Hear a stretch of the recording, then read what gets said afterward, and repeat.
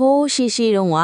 တာယာလှပတဲ့ရှမ်းကုန်းပင်မြင့်ပေါ်မှာစောမွန်လက်ဆိုတဲ့မင်းသမီးလေးတစ်ပါးရှိခဲ့ပါတယ်။သူမဟာပဲလေးတွေလိုနှုတ်ပြိုပြီးငှက်ကလေးတွေလိုအတန်ချိုတာတဲ့အပြင်စိတ်နှလုံးလေးအလွန်ဖြူစင်သူလေးပေါ့။ဒီနေ့မှာတော့ပကံပြည်ရဲ့တကူကြီးမားလာတဲ့အနော်ရထာမင်းကြီးဟာရှမ်းပြည်ကိုရောက်ရှိလာပါတယ်။မင်းကြီးဟာချစ်စရာကောင်းပြီးတီငိန်နဲ့မင်းသမီးလေးစောမွန်လာကိုမြင်ချင်းချစ်မိသွားခဲ့ပြီးသူမကိုပကံပြည်ရဲ့မိဖုရားအဖြစ်တင်မြောက်ဖို့ဆုံးဖြတ်ခဲ့ပါတယ်။စောမွန်လာလေးပကံနန်းတော်ကိုလိုက်ပါလာတဲ့အခါသူမနဲ့အတူအဖိုးတန်လာတဲ့မြတ်စွာဘုရားရဲ့ဓာတ်တော်တစုကိုလည်းယူဆောင်လာခဲ့ပါတယ်။သူမဟာအဲ့ဒီဓာတ်တော်ကိုသူမရဲ့နားတောင်အိတ်ကလေးထဲမှာအမျက်တနိုးထည့်ထားလေးရှိပါတယ်။ဒီဓာတ်တော်ဟာသူမကိုအမြဲအေးချမ်းစေပါတယ်။စောမွန်လာဟာပကံနန်းတော်မှာပျော်ရွှင်စွာနေထိုင်ခဲ့ပါတယ်။ဒါပေမဲ့မနာလိုရဲ့အခြားမိဖုရားတွေနဲ့အမတ်အချို့ကသူမကိုသဘောမကျကြပါဘူး။သူတို့က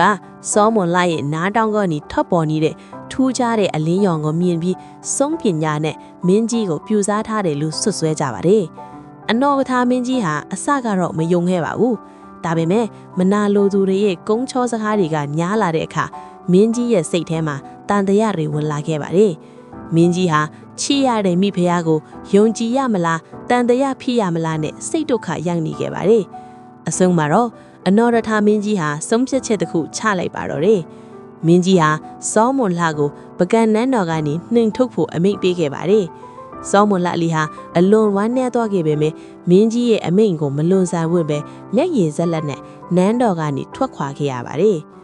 ပကံပြည်ကနေရှမ်းပြည်ကိုပြန်ရတဲ့လမ်းဟာအလွန်ဝေးကွာပြီးပင်ပန်းလာပါတယ်။စောမွန်လှလေးဟာလမ်းခုလောက်မှာရှိတဲ့အေယာဝတီမြစ်ကမ်းပေမှာခတနားနေရင်သူမရဲ့ကံကြမ္မာကိုတွေးပြီးအားငယ်စွာငိုကြွေးနေမိပါတယ်။သူမရဲ့ညက်ရည်တွေဟာမြစ်ရည်ပြင်ပေါ်ကိုတဖွဲဖွဲကျဆင်းနေခဲ့ပါတယ်။အဲ့ဒီအချိန်မှာထူးဆန်းတဲ့အဖြစ်တစ်ခုဖြစ်ပျက်ခဲ့ပါတယ်။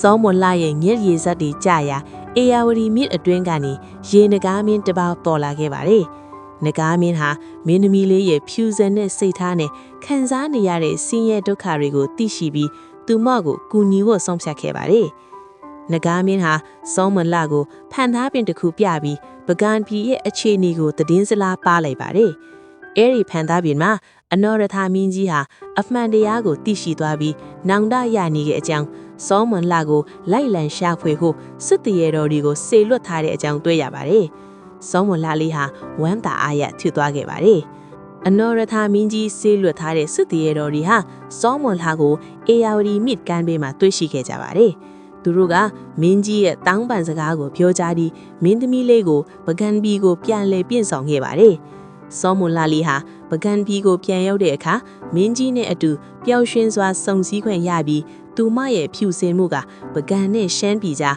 ချစ်ကြည်ရေးကိုပိုမိုခိုင်မြဲစေပါတယ်။ဒါပေမဲ့ဇက်လန်အချို့မှာတော့သူမဟာနေရက်ကိုပဲပြန်ခဲ့တယ်လို့လည်းဆိုကြပါတယ်။ဒီပုံပြင်မှာကပျော်ရွှင်စွာအဆုံးသက်လေးပဲယူလိုက်ရအောင်နော်။